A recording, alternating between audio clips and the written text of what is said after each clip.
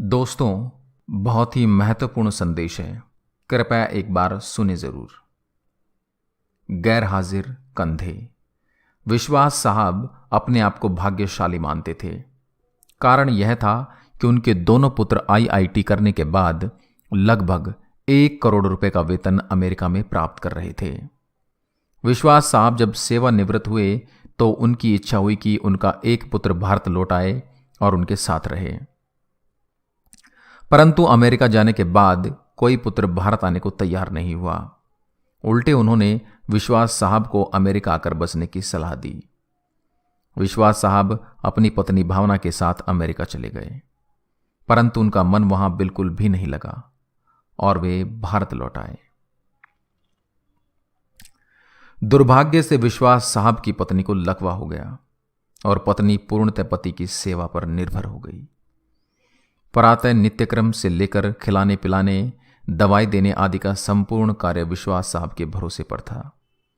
पत्नी की जुबान भी लकवे के कारण चली गई थी। विश्वास साहब पूर्ण निष्ठा और स्नेह से पति धर्म का निर्वाह कर रहे थे।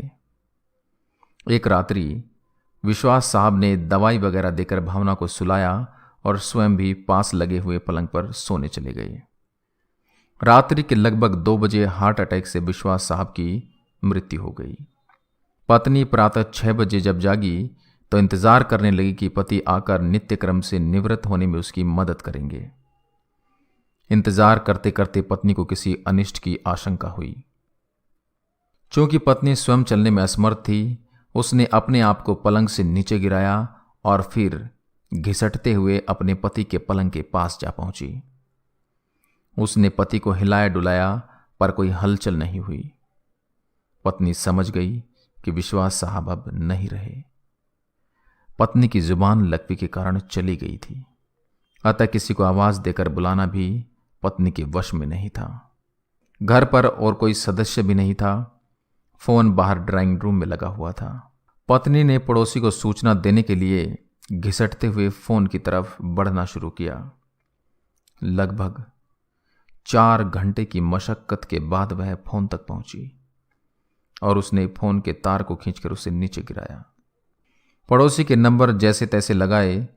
पड़ोसी भला इंसान था।